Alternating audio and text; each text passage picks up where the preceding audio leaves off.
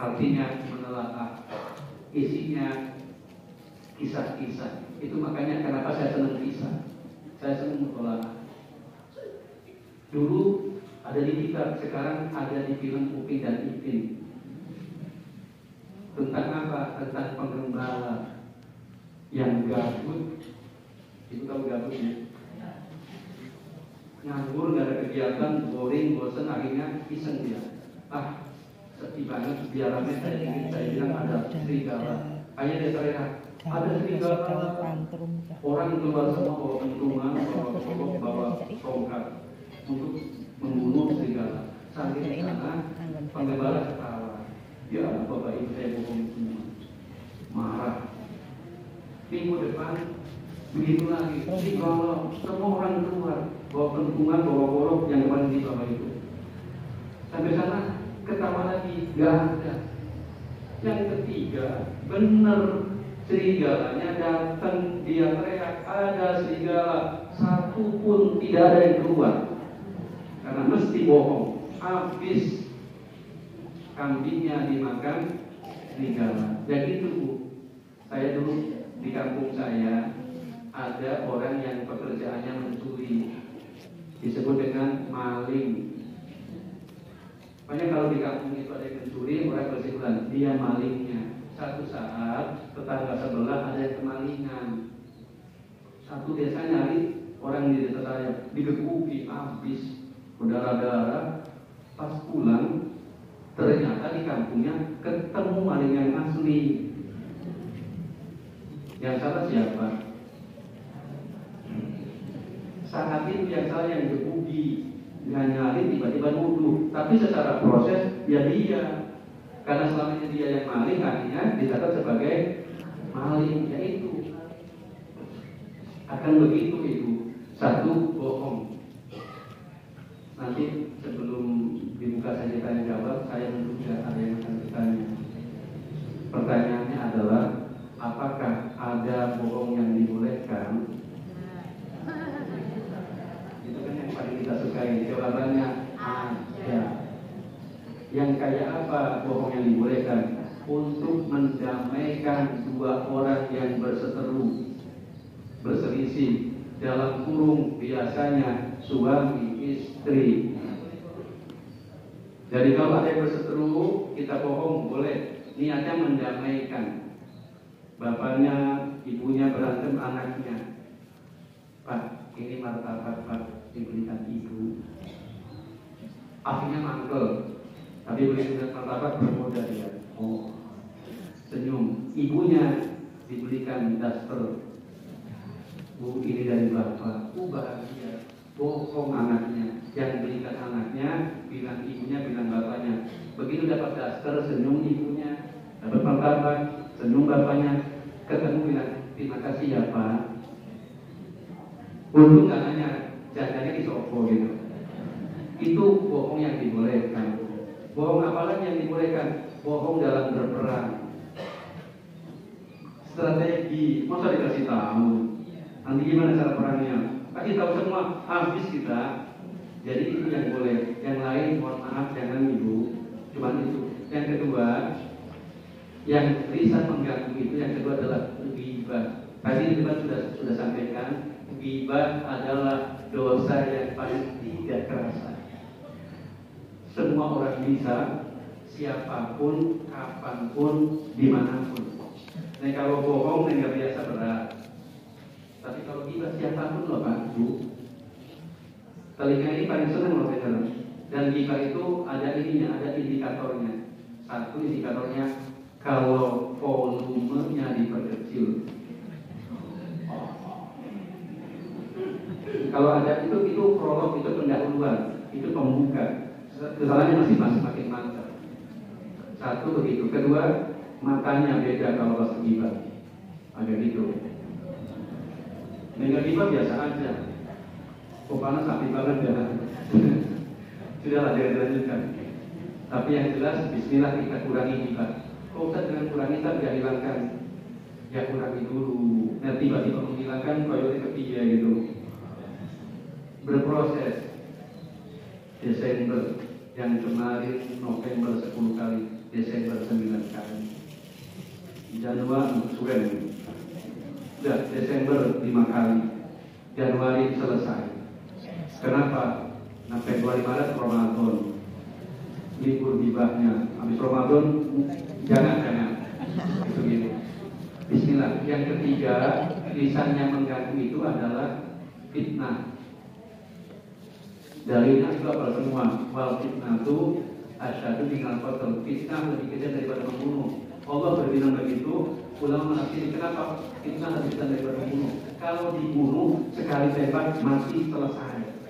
Tapi kalau difitnah, orangnya hidup, orangnya ada, tapi kemana-mana dia mati. Difitnah maling pada tukang maling, ke masjid sini mati dia. Orang lirik-lirik terus. Apalagi satpamnya ngeliatin dia terus. Dia ke pasar apalagi, kemanapun dia kayak orang mati. Itu saking kejamnya fitnah. Lah, bagaimana sudah fitnah itu seperti membunuh, ada orang dibunuh, habis dibunuh, difitnah. Ibu paham arah saya kemana? Anak SMA ditembak, habis ditembak dibilang dia tawuran. CCTV menyatakan tidak, tapi dia tidak bisa bayangkan dosanya kayak apa. Dibunuh, habis dibunuh, difitnah. Ya sekarang bisa memainkan itu karena mereka yang punya regulasi. Yang keempat, namimah, adu domba. Saya tidak akan banyak bicara di adu domba karena menurut pengamatan saya ini sedikit lah. Kalau yang sering ghibah, yang sering bohong, fitnah insya Allah jarang juga, insya Allah enggak. Ini yang agak sulit kita hindari. Maka Bapak Ibu, kita tiap Jumat, setiap Ahad pagian, semua tema kita bahas. Bapak tambah khotbah Jumat. Ibu pernah nggak sih Ibu nanya sama Bapak, Pak tadi tema khotbah Jumatnya apa? Besok nanya dulu. Terus tanya, Pak tadi Bapak duduk di shop berapa? Insya Allah jawabannya sama. Tahu Bapak, tahu Ibu di mana yang paling dicari Bapak-bapak kalau sholat Jumat? Saya kasih tahu, ini rahasia kita Pak. Bapak itu kalau Jumat yang dicari yang paling sering direbutan adalah satu tiang yang ada kipas anginnya. Itu paling nikmat ya. Sudah akan langsung khusyuk, lupa semua urusan dunia. Saya di UMP khotbah dari tahun 2012 sampai kemarin saya masih khotbah. Itu ada buku catatan biar anak-anak tahu tadi temanya apa. 12 tahun saya khotbah, setiap saya khotbah temanya beda, tapi anak-anak tulisnya sama. Judul temanya takwa. Itu bukan judul, memang halus. Kenapa begitu? Ya tadi gak bapak gak anak sama. Yang dicari tiang yang ada kipas anginnya. Begitu khotib kalau di kampung ya ayyuhal hadirun pakai lagu. Ittaqullah haqqa tuqatih wa la tamutunna illa wa antum muslimun. Kalau di sini enggak.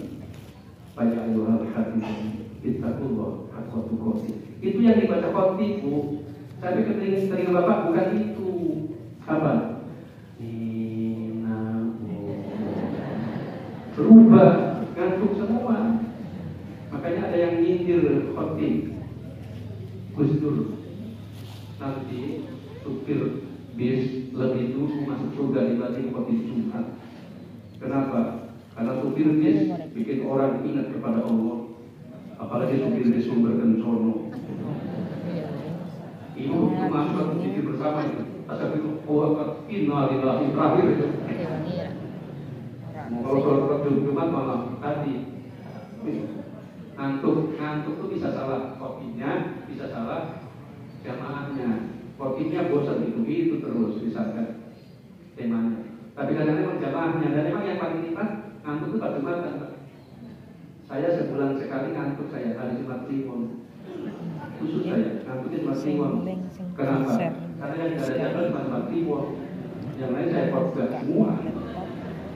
Kenapa nggak ada? Dulu saya khotbahnya di masjid. Karena di SMA Muhammadiyah Purworejo itu sudah paling kali sedunia. Kalau hari Jumat pas ada acara, WA saya sama Mas Anas, mohon maaf, hari ini ada rapat, Jumatannya libur. Satu dia ada Jumatan libur, ya saya memahaminya boleh juga. Ya, saya nggak terangkat. Libur kenapa libur? Karena nggak ada jamaahnya. Jamaahnya cuma siswa, jadi gitu. Itu ibu yang satu tadi. Satu, jangan ganggu, jangan jadi pengganggu, jangan jadi perusak, jangan jadi pengacau. Itu orang Islam. Yang kedua, lewat tangannya. Lewat tangannya.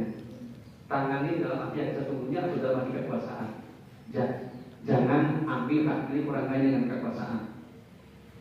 Mohon maaf, yang paling rentan anak yatim dan paling sering jadi korban kekuasaan adalah anak yatim, bukan orang lain, keluarganya. Makanya kata Nabi, anak saya dan yang melindungi, menjaga anak yatim di surga seperti ini. Kata Nabi, saya dan yang menjaga anak yatim di surga seperti ini. Kenapa? Anak yatim itu anak-anak yang rentan. Kalaupun dia punya harta, dia masih kecil, bisa diambil hartanya oleh saudaranya. Banyak kejadian, seorang suami meninggal, ditinggallah istrinya dan anak-anaknya. Kakaknya si suami atau adiknya yang mengambil itu banyak. Saya saksikan itu, bukan kakaknya, saya saksikan. Dan saksikanlah, siapa mengambil anak yatim, gak usah nunggu akhirat, yakin dunia dia sengsara. Itu keseharian. Dalam negara juga kayak gitu. Bapak gak usah bilang bupati saya, pemimpin saya hebat. Apanya? Sholat tahajudnya, sholat duhanya. Gak penting bupati sholat tahajud apa tidak, gak penting gubernur sholat tahajud apa tidak. Itu urusan dia dengan Allah. Yang penting apa yang dia buat untuk rakyatnya. Kata Cak Nun, perampok sekarang bukan merampok uang, tapi merampok regulasi. Dan benar, aturan yang dia ubah sesuai dengan kehendak dia. Kadang-kadang saya memang benar. Itu gitu. Sudah, kita lanjutkan. Saya paham nanti kalau saya lanjutkan. Yang kedua, itu setelah 3 bumbu. Tadi muslim level pertama. Muslim level kedua, ini tidak khusus, tapi kata Nabi, khairunas anfa'uhum linnas. Tadi kan cuma tidak ganggu. Yang kedua, bermanfaat dong. Insya Allah semua yang hadir adalah bermanfaat. Jadi guru bermanfaat dengan ilmunya. Jadi pedagang bermanfaat dengan dagangannya. Jadi petani bermanfaat dengan pekerjaan-pekerjaan. Semua bermanfaat dan semua bernilai pahala ketika diniatkan ibadah kepada Allah. Terakhir, yang paling tinggi, Islam paling rendah itu tidak ganggu. Islam menengah manfaat. Yang paling hebat, Islam paling tinggi adalah sabda Nabi. Tapi Nabi tidak langsung menyebut paling tinggi, cuma ulama membagi-bagi. Dan kata ulama, orang yang paling hebat adalah yang melakukan sunnah Nabi, silman kotoa, menyambung silaturahim kepada yang memutuskan, wakti man haroma, memberi kepada yang membenci, waktu aman dolama, dan memaafkan yang mendoliminya. Ini sudah paling tinggi, Pak. Menyambung kepada yang memutuskan, itu hebat. Ibu kondangan kepada orang yang tidak pernah kondangan, itu luar biasa. Kalau ibu kondangan karena dia kemarin kondangan, apa hebatnya? Tapi yang hebat, dia nggak pernah kondangan, dia nggak pernah datang, kita datangin. Makanya berapa? Saya ngomongnya gampang, ngomongnya berat betul. Datang nengok orang yang nggak pernah nengok kita. Ada kan orang yang nggak pernah tahu urusan orang lain, kita tengok itu luar biasa. Yang biasa kita tengok, yang biasa nengok. Makanya biasa, yang hebat nengok, yang nggak pernah nengok. Sekali lagi ini berat. Yang kedua, memberi yang membenci. Luar biasa. Kalau hari ini ibu ngirim tetangga ibu kolak pisang, karena kemarin ibu dikirim goreng pisang, apa hebatnya? Cuman beda kolak sama goreng. Tapi yang hebat itu, dia benci ibu, dia sering fitnah ibu, dia segala ibu kirim kolak pisang, itu top. Ya berat, maka pahalanya besar. Saya pun baru bisa ngomong, biar Allah nggak nutup ya. Tapi saya berusaha. Ada orang gimana kalau saya coba senyum dia. Saya teori paling gampang Bu, kalau di jalan kagok jangan ngobrol, mau berantem kita, senyum selesai urusan yakin. Kalau begini berantem, tapi kalau senyum agak ini selesai. Yang ketiga, waktu aman dolamaka, maafkan yang dolim kepadamu. Ini berat Bu, makanya pahalanya besar. Ini teori apa Ustaz? Ini teori pohon mangga. Pohon mangga kita lempar pakai batu, kita lempar pakai ketepel, kita lempar pakai bambu. Dia tidak marah, tapi dia berikan mangganya untuk kita. Ya ibu mesti bilang, itu kan mangga Ustaz. Iya, itu mangga. Kedua, manusia. Siapa yang bisa? Kanjeng Nabi. Setiap hari mau ke masjid, di tengah jalan dilempari kotoran onta. Setiap hari di tempat yang sama, zuhur, asar, maghrib, isya, subuh, di tempat yang sama. Nabi tidak balas. Satu hari yang biasa melempar di tempat itu tidak ada. Nabi sudah biasa di situ, jadi sudah biasa. Tapi enggak ada yang lempar. Ibu kayak ibu kenapa suka rasakan itu? Yang sering terjadi masuk rumah orang, rumahnya pendek. Ibu dari jauh sudah begini. Biar nggak kena begitu bangun malah kena, kan sering kayak gitu. Nah, nanti juga kayaknya saya bayangkan nanti saya lewat sebelah sini. Hari itu nggak ada. Selesai dia nanya, kemana yang lempar saya? Sakit ya Rasul, dia kasih sakit ya Muhammad. Dicari rumahnya di mana? Dicari sampai rumahnya ketok pintu. Yang di dalam tahu itu suara Muhammad, takutan dia. Kenapa? Teori umum dendam. Mesti Muhammad akan balas dendam. Ada apa Muhammad? Aku mau menengokmu. Kamu mau balas dendam? Tidak, aku menengokmu. Aku dengar kau sakit. Ini aku baru sedikit makanan. Menangis si kafir. Kemudian dia mengatakan, Muhammad, sahabatku yang menyuruh aku berbuat itu tidak ada yang datang. Belum ada yang datang. Kau yang aku sakiti, kau datang dengan membawa dan berdoa untuk aku. Muhammad, saksikan, aku beriman kepadamu. Apa ucapan kita? Itu kan Nabi.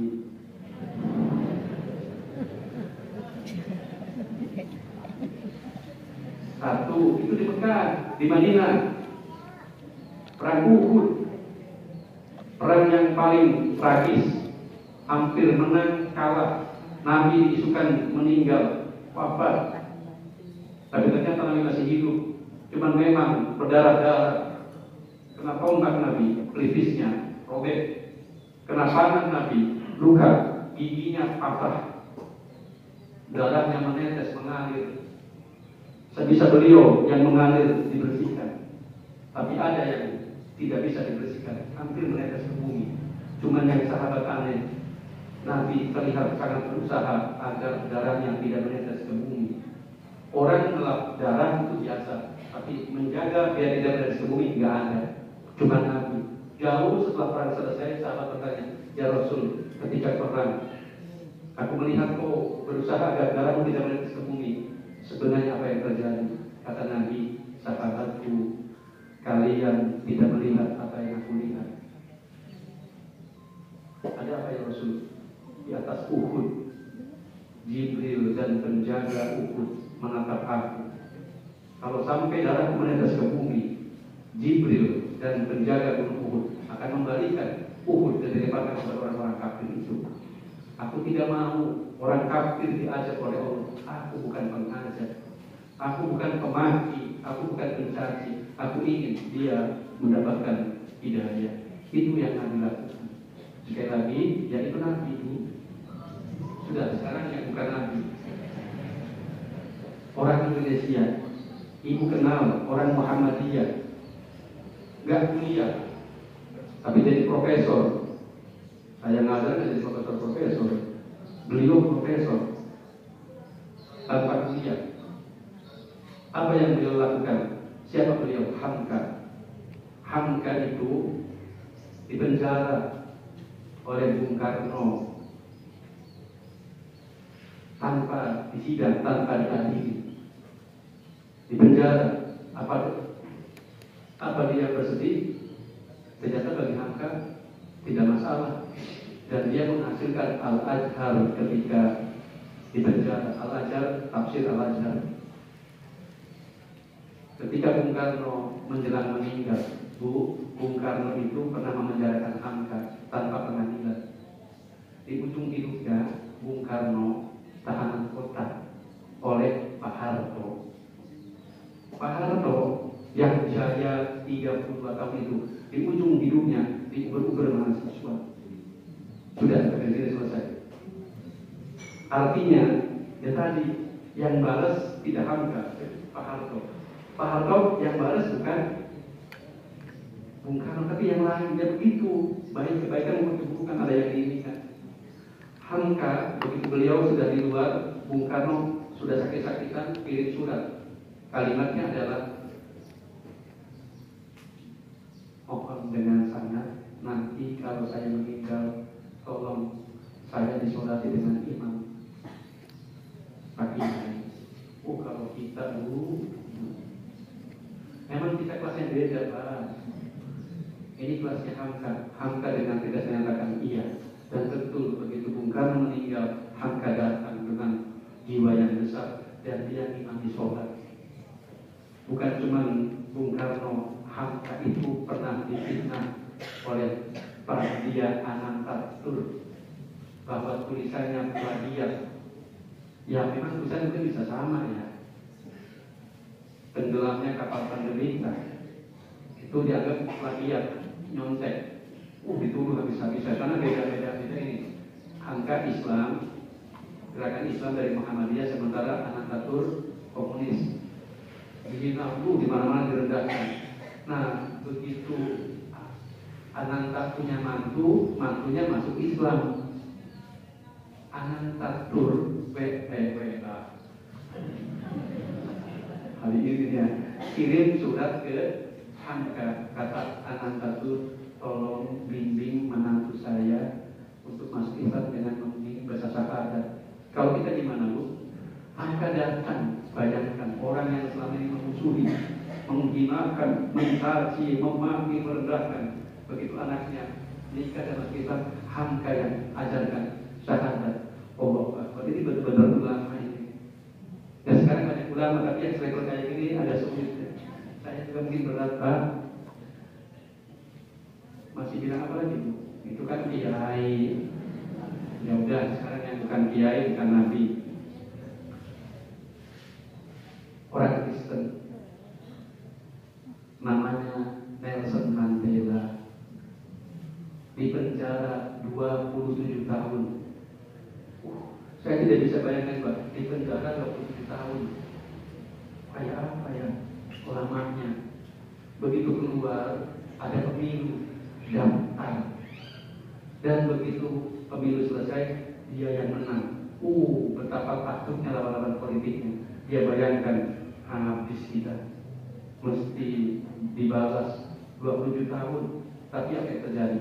Di hari kemenangannya, dengan berwibawa dan kebesaran yang luar biasa, Nelson Mandela mengatakan, ini adalah kemenangan seluruh rakyat Afrika.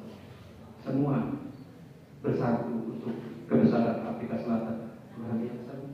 Non-Muslim, tokoh besar, tokoh perdamaian, penerima Nobel, luar biasa. Saya ambil kisah-kisahnya nih, Bu. Nah, bismillah, berat memang, tapi insya Allah minimal hari ini tahu dasarnya, tahu ceritanya. Besok sedikit-sedikit kita coba. Nanti mulai dari sini belanja ke pasar, beli kolak. Tetangganya kita pernah ini dikasih kolak. Itu dulu. Apa yang lain silakan. Itu Bapak Ibu tentang ini. Semoga ngaji yang kalau kata Pak Aher, saya dengar Pak Aher, Bu Pak Aher itu kata beliau ngajinya enteng-entengan gitu. Ya ini enteng-entengan lah, tidak serius-serius banget gitu. Tapi semoga ada manfaatnya, dan tadi ujungnya semoga kita menjadi pribadi yang tadi saya sebutkan, minimal jangan jadi pengganggu. Kedua, semoga bermanfaat. Ketiga, semoga paling tinggi menjadi yang tadi menyambung kepada yang memutuskan, memaafkan kepada yang, dan memberi kepada yang membenci. Mohon maaf atas segala hilaf. Terima kasih atas perhatian. Asrum minal wafil qalim. Wassalamualaikum warahmatullahi wabarakatuh.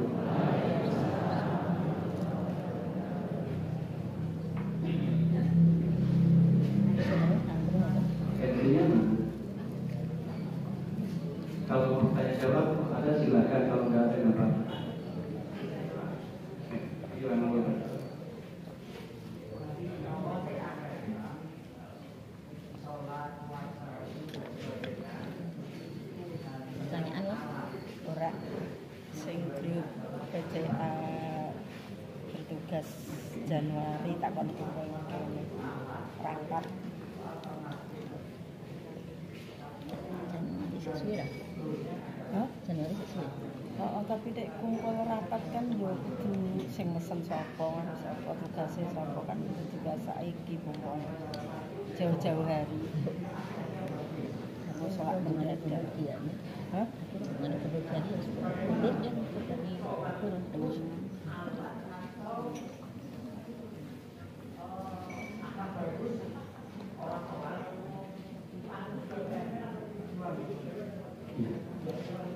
Terima kasih. Saya tadi biasanya saya sampaikan, tapi tadi saya lupa. Bapak bertanya tadi di depan, saya menyebut sholat adalah alat untuk berakhlak mulia, instrumen dari tempatnya.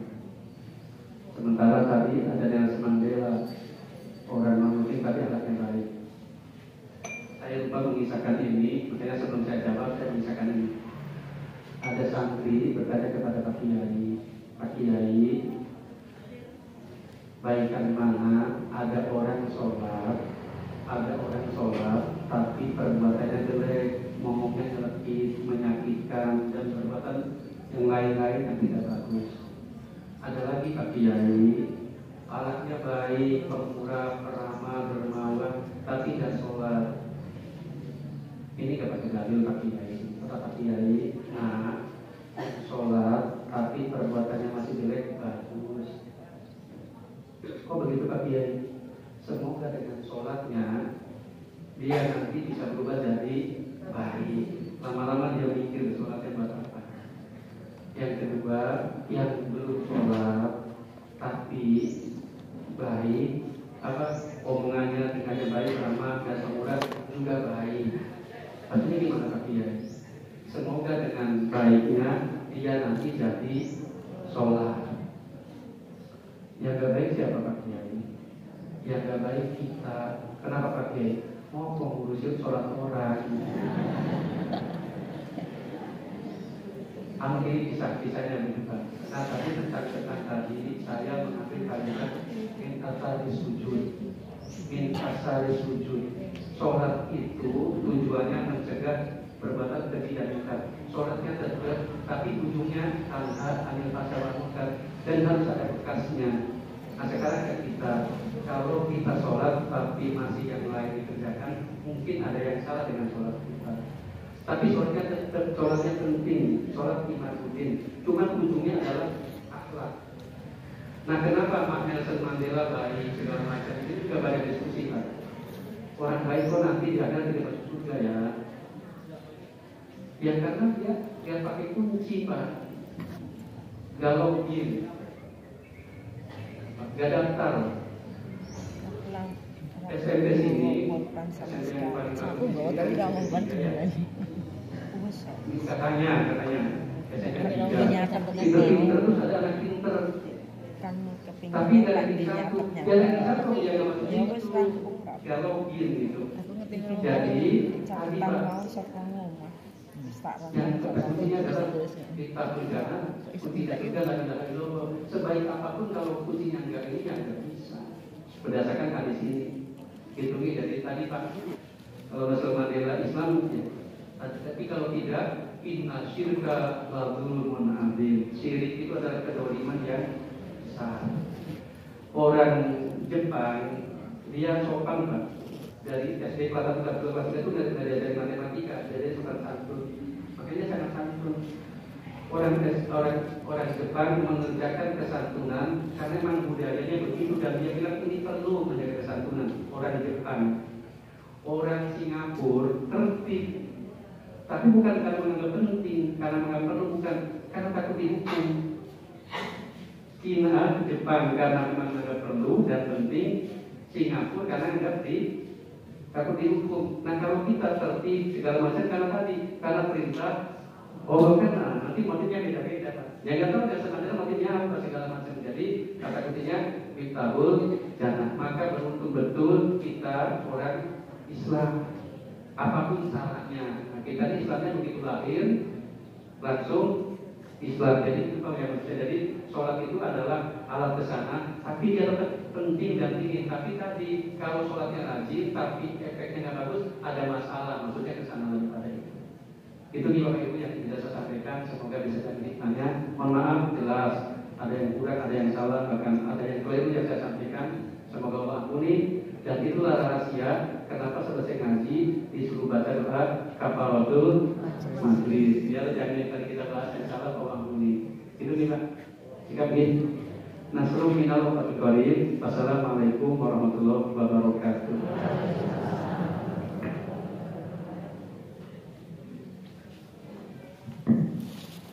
Terima kasih. Kita ucapkan kepada Ustaz Rusdi yang telah memberikan tausiah pada kesempatan pagi hari ini. Bapak Ibu yang kami hormati, sebelum kita akhiri dengan doa kafaratul majlis bersama, ada beberapa informasi yang kami sampaikan.